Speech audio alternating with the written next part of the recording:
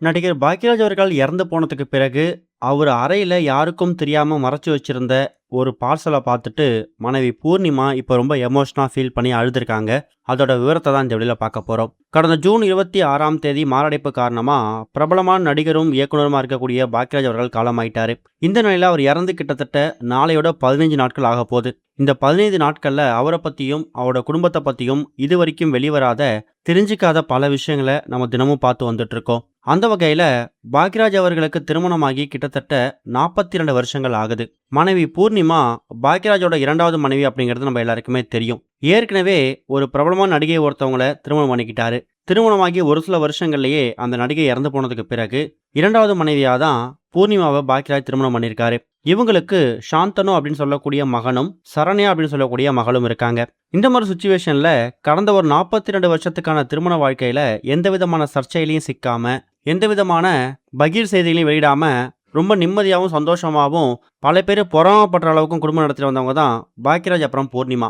இப்ப தன்னோட கணவர் இறந்து போனதுக்கு பிறகு 40 வருஷம் தான் கூட இருந்த ஒரு நபர் இனிமே தான் கூட இருக்க மாட்டார் அப்படிங்கிற வேதனையிலேருந்து அவங்களால மீண்டு வர முடியல.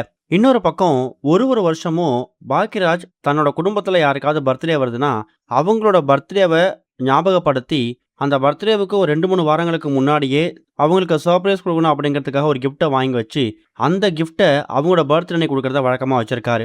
ஏன் அப்படி சொல்கிறோன்னா, ஜூலை 18ஆம் தேதி இன்னும் ஒரு வாரத்தில் மனைவி பூர்ணிமா அவங்களுக்கு பர்த்டே வரப்போகுதாம். அந்த ஒரு காரணத்தால கடந்த ஒரு 3 வாரங்களுக்கு முன்னாடியே, அதாவது அவர் கோவா போனார்ல குஷ்பு மகள் திருமணத்துக்கு, அங்கேயே ஒரு ஸ்பெஷல் கிஃப்ட்டை ஒன்று தன்னோட கையால் வாங்கிட்டு வந்து அதை பேக் பண்ணி தான் வீட்டில் வச்சிருந்திருக்காரு. இவரு ஜூன் 25, 24ஆம் தேதி கோவா போயிருக்காரு. அங்கே அந்த கிஃப்ட்டை போய் வாங்கிட்டு வந்துட்டு யாருக்கும் தெரியாம, மனைவிக்கும் தெரியாம தான் வீட்டு பீரோல லாக்கர்ல ஒளிச்சு வச்சிருந்திருக்காரு. ஜூன் 26ஆம் தேதி இறந்து போனதுக்கு பிறகு இப்ப கிட்டத்தட்ட 15 நாட்கள் ஆகுது. ஜூலை 18ஆம் தேதி தான் பாக்யராஜோட மனைவி பூர்ணிமாவுக்கு பர்த்டே வரப்போகுது. அன்றைக்கு தான் அவரு கோவாலேருந்து வாங்கிட்டு வந்த அந்த சர்ப்ரைஸ் கிஃப்ட்டை, ஸ்பெஷல் கிஃப்ட்டை ஒரு இன்ப அதிர்ச்சியா கொடுக்கலாம் அப்படிங்கிற மாதிரி திட்டம் போட்டு வச்சிருக்காரு. ஆனா எதிர்பாராத விதமா அந்த கிஃப்ட்டை கொடுக்கறதுக்கு முன்னாடியே, தன்னோட மனைவி பிறந்தநாள் வர்றதுக்கு முன்னாடியே அவர் இறந்து போயிட்டாரு.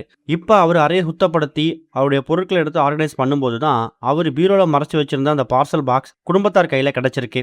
அதை ஓபன் பண்ணி பார்த்தா கோவால இருக்கக்கூடிய விலை உயர்ந்த ஆர்னமெண்ட்ஸ், அதாவது வளையல்கள், தோடு, இது மாதிரி பெண்கள் பயன்படுத்தக்கூடிய அழகு சாதன பொருட்களை கோவால எது ஸ்பெஷலோ அந்த ஊர்ல ஸ்பெஷலா இருக்கக்கூடிய பொருட்களை பேக் பண்ணி பார்சலா வாங்கிட்டு வந்து அவர் லாக்கர்ல பீரோல வச்சிருந்திருக்காரு.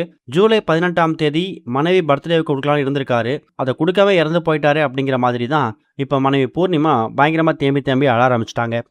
இது வரைக்கும் கனெக்டிங் டிவிக்கு சப்ஸ்கிரைப் பண்ணனா மறக்காம சப்ஸ்கிரைப் பண்ணிக்கங்க. உடனடி அப்டேட்ஸ் பெறுவதற்கு நோட்டிஃபிகேஷன் பெல்லையும் கிளிக் பண்ணிக்கங்க.